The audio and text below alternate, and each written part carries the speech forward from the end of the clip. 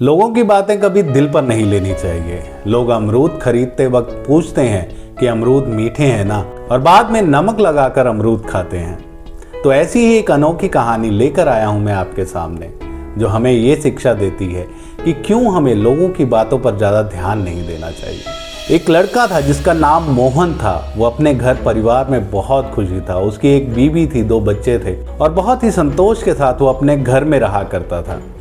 लोग भी उसकी तारीफ किया करते थे, कहते थे कि कितना अच्छा इंसान है, कितना मीठा बोलता है, बहुत मेहनत करता है, ना कभी किसी से झगड़ा ना कोई विवाद। मोहन लोगों की बातों से अपनी तारीफ सुनकर बहुत खुश था। मोहन जानता था और समझता था उसकी इन अच्छी आदतों की वजह से ही लोग उसकी तारीफ करते हैं। कुछ दिन बीत गए। मोहन एक दिन खेत से मेहनत कर कर अपना दिन का काम पूरा कर कर घर लौट रहा था। रास्ते में उसने 2 लोगों को देखा जो उसके बारे में ही बात कर रहे थे। उसे लगा कि शायद ये लोग मेरी ही बात कर रहे हैं। उसने सुनने की कोशिश की और जब उसने उन लोगों की बात सुनी तो उसे बिल्कुल भी अच्छा नहीं लगा। वो लोग ये बात कर रहे थे कि कोई इतना अच्छा कैसे हो सकता है, कोई इतना मेहनती कैसे हो सकता है। वो लोग बात कर रहे थे कि ये दिखावा करता है, अच्छा बनने का नाटक करता है और मेहनत भी क्या खास करता है, इसकी शायद किस्मत ही अच्छी है। मोहन को ये बातें अपने बारे में सुनकर बिल्कुल भी अच्छा नहीं लगा। उसका दिल टूट सा गया कि वो जिस चरित्र को और जो व्यवहार को वो बना कर रखता था, जिससे लोग उसकी कभी अच्छाई किया करते थे, लोग उसके बारे में ऐसा सोचते हैं। वो दिन ब दिन इस बात को सोचकर चिढ़ता रहा, सोचता रहा और अंदर ही अंदर घुटता रहा।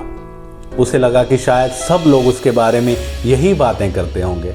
अब चाहे कोई उसकी अच्छाई भी कर रहा था तो उसको यही लगता था कि वो मेरी बुराई ही कर रहा होगा। काफ़ी दिन बीत गए। सोचते सोचते उसका व्यवहार भी खराब होने लगा, चिड़चिड़ा सा रहने लगा। घर में भी वो अब खुश नहीं था। बीवी के साथ कई बार विवाद हुआ, बच्चों को कई बार डांट दिया करता था बेमतलब से।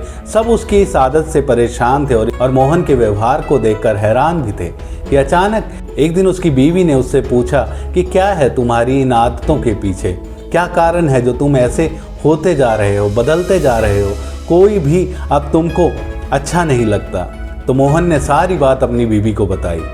तो उसके बाद उसकी बीवी ने कहा कि चलो चिंता मत करो, ज़्यादा सोचो मत लोगों की बातों को, कोई फ़र्क नहीं पड़ता कोई तुम्हारे बारे में क्या सोच रहा है।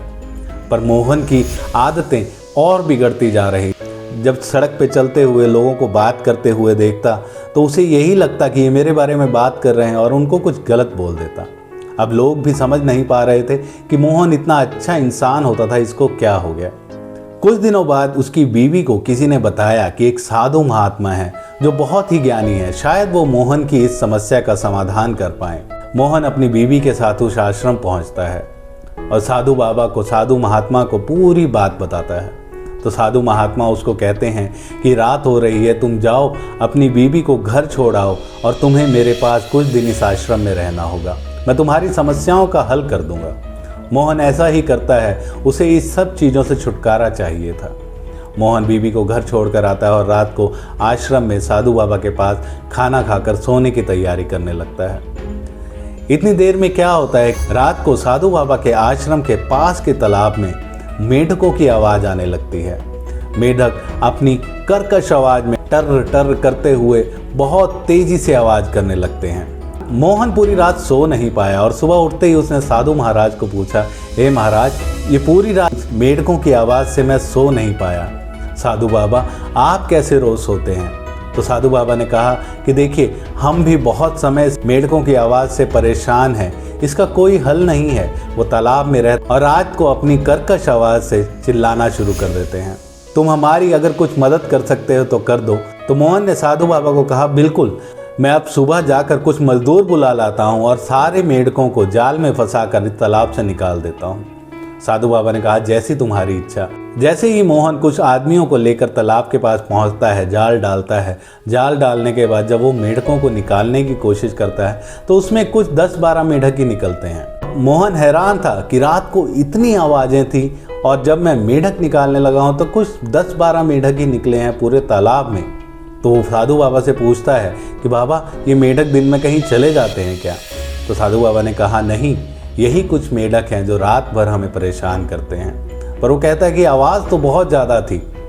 उन्होंने कहा कि यही कुछ मेढक हैं जो रात को इतनी ज़्यादा आवाज़ करते हैं जिससे हम परेशान होते हैं। और मोहन को बिठाया अपने पास, मोहन को समझाया कि मोहन, कुछ ही लोग होते हैं, इन मेढकों की तरह कुछ ही लोग होते हैं जिनका चरित्र ऐसा होता है, जिनका करेक्टर ऐसा होता है, नेचर ऐसा होता है कि कोई भी इंसान अगर अच्छा भी होता है तब भी उसके बारे में बुराई करते हैं।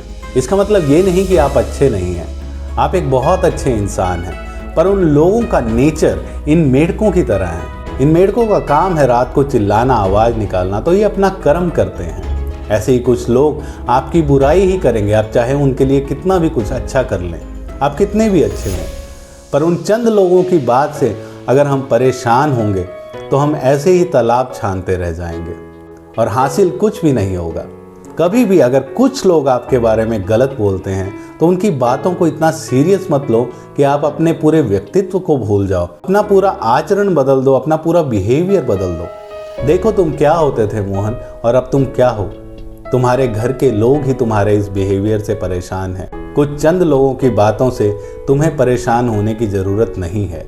अपने बिहेवियर को मत चेंज करो। मोहन को शायद उसके सवालों का जवाब मिल चुका था। मोहन अब बाबा से आशीर्वाद लेकर घर जाता है और पहले जैसा ही वही मोहन बन जाता है। अब सब उससे खुश थे, कुछ लोग नाखुश हमेशा रहेंगे, हमें उनकी परवाह करना छोड़ना होगा। तो दोस्तों, जिंदगी में कितने ही ऐसे लोग मिलेंगे जो आपको नीचे की ओर खींचेंगे। आप उनकी बातें सुनते हैं या अपने विश्वास पर और अपने कर्मों पर ध्यान देते हैं। जब आप अपने आप पर विश्वास रखेंगे, when you know you are good, you don't need to believe anybody, you don't need to listen to anyone। तो दोस्तों, कोई भी आपका सपना हो, अगर उस पर आपको विश्वास है तो किसी और की बातें सुनकर आप अपने सपने को डगमगाने मत दो, अपने सपने को डगमगाने मत दो। पूरी हिम्मत, हौसले और निष्ठा के साथ, डिसिप्लिन के साथ उस सपने को पूरा करने में जुट जाओ।